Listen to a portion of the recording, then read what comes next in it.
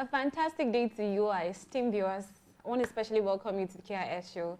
My name is Ruki. I'm Tolu. Here is here in the studio with me. You're welcome, everyone. Yeah, Thank welcome. Exactly. How you doing? I'm very well, baby girl. All right. So I've been having issues recently. Yeah, with a family relative of mine. Let me put it that way. And it's my younger sister. Please, I really want some people to help me with it. We wear this girl is so younger than me, but she has grown so big and she just invades my privacy, invades everything that concerns me. And I'm like, God, I'm going to report this girl to Tolu on Saturday.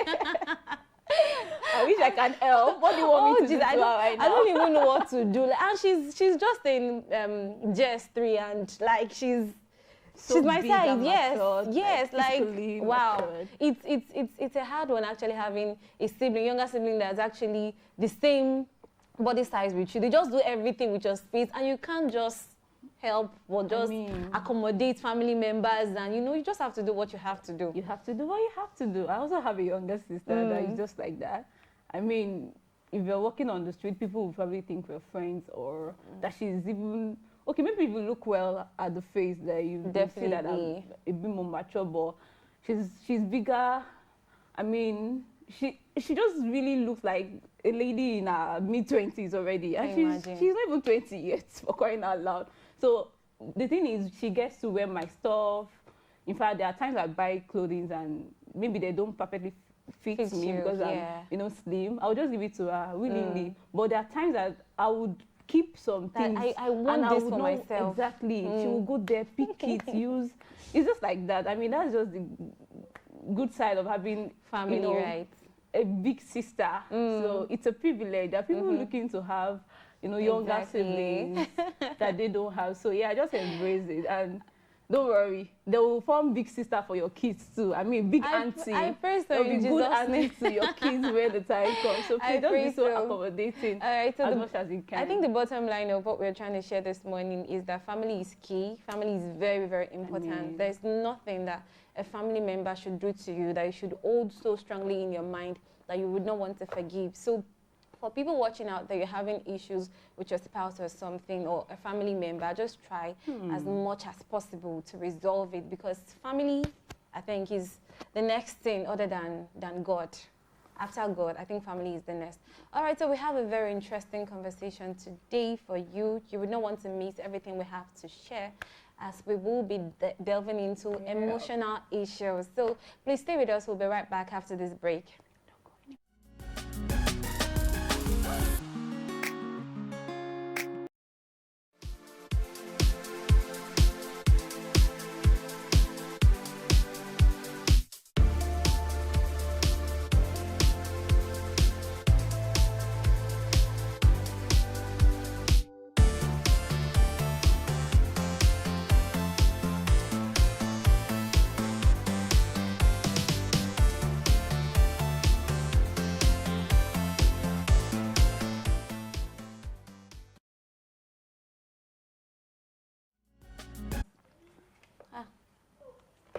Yeah, welcome back from that break. Well, I still keep it simple. And for our discussion today, we're going to be sharing a story of a young man whose name is Dari, and is actually going through, well, I call it an emotional crisis, or relationship crisis rather. He's in a relationship with a lady that he loves, and of recent or lately, he has been actually down because he feels like the relationship is getting so choked up. Why? Because it's as if the lady in question is not confident. She's so clingy with him. She can't do anything without him, emotionally, financially, even mentally. Like, everything is on him, and he's feeling that this thing is just getting so much. But he loves her. So the question is not about him loving her now, but it's just the feeling of, this unhappiness, or feeling that you're not happy with the relationship. This person is choking me. He can't have friends. He says sometimes he goes out with his friend, and the lady is like, "Oh, you left me, and you didn't call me all day. You're busy with your friends and all that. How do you want me to go about it?" It's as if you don't care about me. Always playing the victim or emotional victim in the relationship. And he's like, "Oh, should I just call this relationship thing off, or is there a way we can mend this? So we got to research and we saw that it all boils down to emotional maturity. So we know that emotions and relationship go hand in hand. You can't separate your emotions from your relationship. And in every relationship, emotional maturity, a degree of emotional maturity is actually very, very valuable. So we'll be talking about emotional maturity today, what it is, what are the signs of emotional maturity, the signs of emotional immaturity. So the relationship we're talking about today is not just boy and girl, among colleagues, families, as far as you're neighbors, as far as you're dealing with humans, any form of relationship that requires emotional maturity. So Tolu, first and first, what do you think emotional maturity is? Well, I think emotional maturity, it's not like I have a definite definition in my head, but I think it largely depends on the emotional intelligence of the person involved. And I would say that emotional intelligence is when you're able to identify your emotions, when you're able to identify, use and manage your emotions well, and how you also respond to other people's emotions in a positive way. Actually, that is what emotional intelligence is about. When you're able to manage your emotions, actually when relating with other people. So I would say that maturity, emotional maturity, largely depends on how intelligent you are, how you've been able to matured in the way you relate with people.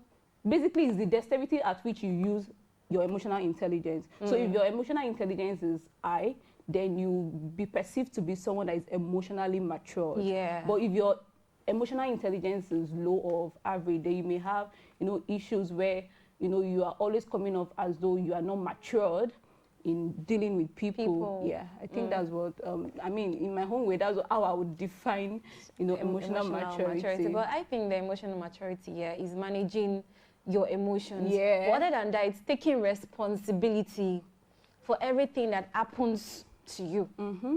Or taking responsibility. I think majorly. we would say that those are the Majorly. the traits or the characteristics of being emotionally mature. When you're able to really own your choices, take responsibility when issues happen. You're not quick to put the blame on the other person. You're able to identify okay, the role you play in a thing, and probably point the other person's faults to them as well. The way you go about pointing out, communicating is very, very important. So you, even if you're trying to correct someone that had, that had really flopped, that had really, you go about it in an emotionally matured way, because at the end of the day, if you don't communicate effectively, the person will not even be able to really get, the message clearly, and it will just build up into more issues, more problems. So yeah, it's about you identifying what the problem is, or identifying your emotions and how it makes you respond to situations in general. And it also has to do with how other persons perceive you to be while handling issues. Yeah. Okay, I think that emotional maturity is very, very important. I mean, it's key in all social interaction. Actually. It is very, very important because there are times you see that you are always having issues with someone. Like, it's as if you guys don't just sync. You don't. You're not compatible. And initially, probably, you guys were best of friends. Everything was rosy. You guys had great conversations and all that. But all of a sudden, you just feel that there's this gap and there's this space coming in between. You don't understand each other anymore, or one person is overly dependent on the other person. So I think that this is why emotional maturity, is important, to balance some of these things, so that relationship would not just go sour. Yeah. When relationship goes sour, you try to move on to the next relationship. You see that the same thing is happening again, and you're like, oh, am I the problem, or what is wrong? What am I not getting right? So we're going to be looking at signs of emotional immaturity. So I think that we're talking about emotional maturity. We also talk about the immature part as well. What are the signs of emotional immaturity, and also what are the signs of emotional maturity. So we can know that, oh, this person is mature emotionally, and this person is immature emotionally. Okay. Should I go first? I think you should. Yeah, before I go ahead to outline some of the signs of immaturity, I would say that the reason why we have the reason why we begin to notice, you know, that someone is not compatible with us, or we are always at loggerhead with someone, is the fact that at a point there is a realization. Yes. There is a sort of evaluation. The thing is, even at workplace or anywhere, whatever social environment you find yourself, you may get to, you know, flow with someone at the initial interaction, Oh, like sure. at the first point of interaction. Yeah, you know, you're just really trying to get to know the person, and you know, there's this expectation of something new is coming up every day because the person is unfolding. But it will get to a point where it seems like, oh, you've known the person and there's really nothing exciting as such anymore. You understand? And then it seems like it has really gotten to the peak, and after a while it will begin to decline again. And then you now begin to feel like, oh, there is no, like, we don't sync anymore, there's no compatibility. I think it's a realization that, oh, something has happened, and you know, that evaluation mindset comes in, and you begin to notice things that you're not very comfortable with the other person. So that is really constant with every form of relationship or interaction. It will get to a point where you want to evaluate, you know, what you're doing with this person, and that's totally fine. But if you're to go into the signs of immature person, someone that is emotionally immature, I think the person, one thing that really, you know, stood out is the fact that this person is always really rigid. Like, the person is not always open to, you know, new ideas or new way of doing things. I mean, they are just really opinionated. They are ideologically rigid. They are not really open to, you know, accepting your view or your, you know, perception on some things. It is how they see it that matters, and any other, you know, view is not welcome. Yeah. So if you're trying to tell someone that, oh, this is what I perceive, like this is what I notice about you, you should try to, you know, be better, they will tell you no. I mean, this is the best way, is the best method you can utilize, is the best view you can have, is just the best version you can get. So any other thing that is contrary to my view is a no-no. That person is not matured, because if he is matured, he'll be willing to, you know, get to see other people's opinion or perspective on things, and how he can as well, you know, just, you know, I mean, just bring it in, inculcate it, and see how they can just get the best out of the situation. All right. So I think that, number one, like the story we shared initially. Yeah. I feel that someone that is emotionally immature can't stand to be alone. Like, you don't enjoy yourself.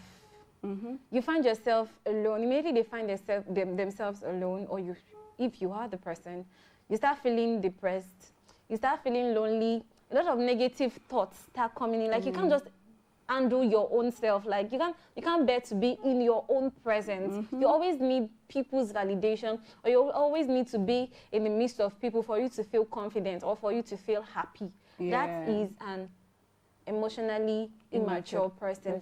And someone that finds deep thoughts, very difficult to process. Like, they can't really think deeply into things.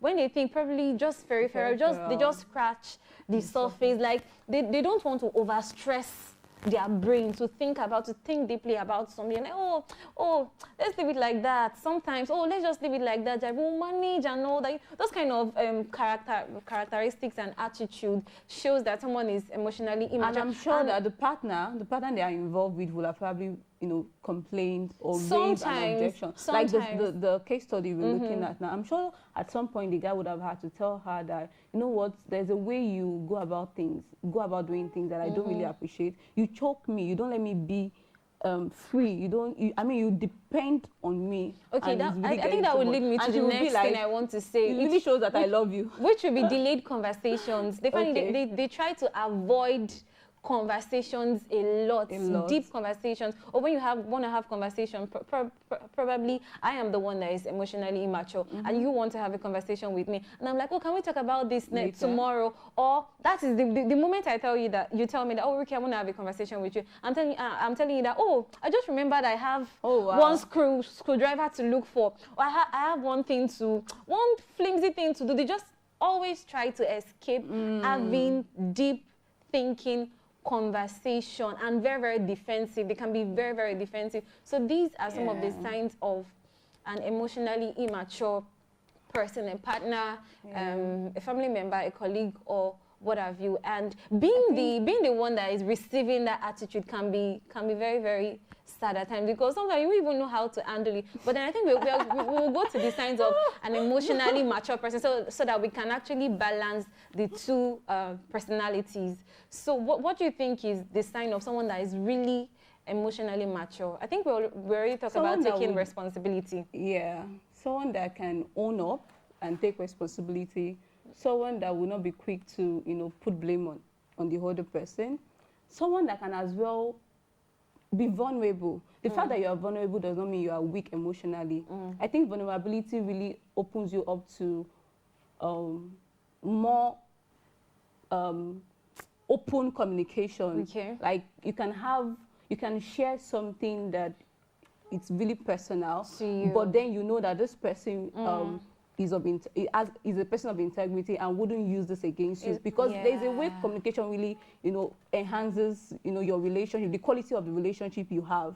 So when you are vulnerable, you're trusting that this other person is on the same level with you, and that both of you are really, getting to a destination together, and you don't want any gray areas. So, I mean, it helps you communicate better. Okay. So someone that is matured emotionally will be vulnerable. That does not mean that you will be over dependent on the other person. You understand? Like to the extent that you'll be shocking the person. Okay. No, it's quite like there are two different things. You don't over demand. You don't you don't seek unreasonable attention or anything. But then when you have to communicate, you communicate. When you have to open up, you open up. I think that's the sign of someone that is mature. Okay, something I think I would quickly like to add before we go for a break is that someone that is emotionally mature will stop and think before they act. Very well. For someone that is emotionally immature, they won't even think about the thing. They won't think about the consequences. They can just, scatter everything, and at the end, they won't even take responsibility for what happened. But for someone that is emotionally mature, you will stop and think about what you want to do. They'll be intentional about what they say and how they say it. Exactly, and how the other person out. may likely receive it.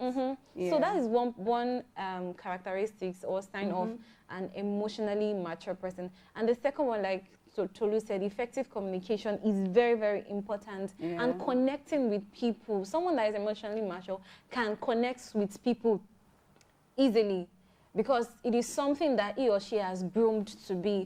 But for someone that's not emotionally mature, they always have this low self-esteem. They find it difficult to communicate, to accept people into their life. So for the people that they now have in their life, it will now start becoming choked up. They try to choke the person up because they feel that this is the only person they have in their life. So we have been able to establish signs or who an emotionally mature and emotionally immature person is. When we come back from the break, we are going to be discussing, is there an age factor to emotional maturity? So stay with us. We'll be right back after this break.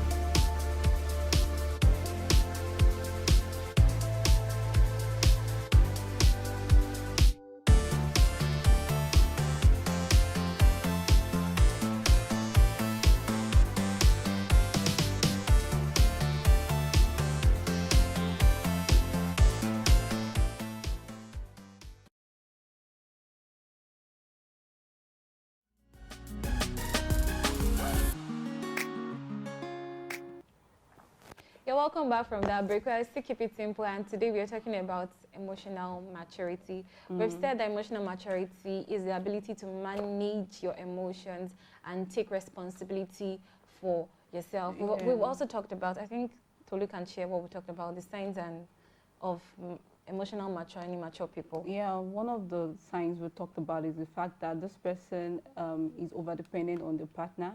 I mean, they just seek unreasonable attention. They depend on the partner for practically everything. They can't seem to, be in their space all by themselves. They just really need to be, with someone else because it seems like they're like dependent on the person. Yeah, and I think I also shared the fact that it's quite different from being vulnerable. Yeah, vulnerability does not mean you are immature emotionally, but it's really just about you knowing what your emotions are, knowing yourself. And I think there is no how we can even talk about this whole subject without talking about, having self-awareness, knowing who you are, having this sense of identity that, you're confident in who you are and you're able to, be in partnership with someone that understands you and both of you are on the same journey, heading towards a particular destination. So yeah, that self-identity thing is there, that self-awareness is there. And if you need to be in a partnership with someone, you know that, okay, there are boundaries. You can't depend, you can't find joy, from someone. Like, someone does not have all the answers to all of the problems. Exactly. So you need to understand where they come in and the role you also have to play for your relationship to work. So it's a partnership. So let's quickly look at if there is an age attachment to emotional maturity. Some people just feel that, when they say, this person is matured, it means that the person is wise upstairs, or probably you see, what age should I use now?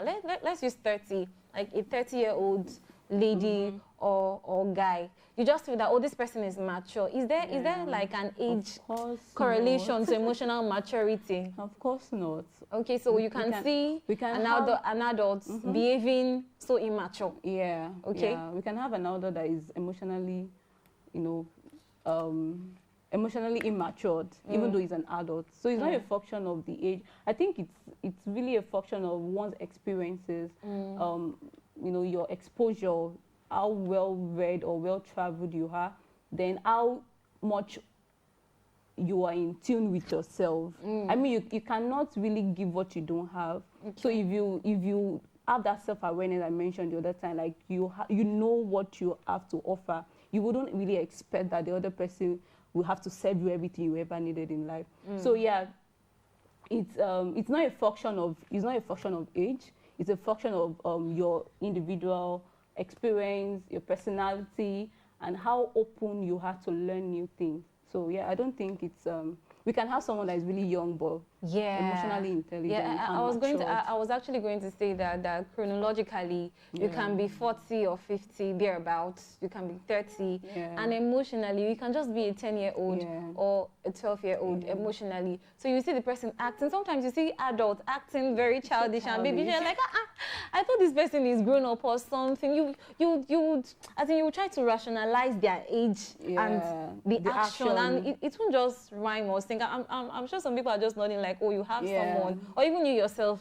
Sometimes you behave so childish. Like, I think there are some things that, it is not in every case that we are mature emotionally. Let me put it. You can't just, we don't have it all. There are times we behave, so we can just do something like, why did you do that? You just behave like a child that is supposed to be spanked, but because you're an adult, you can't be spanked. You understand that?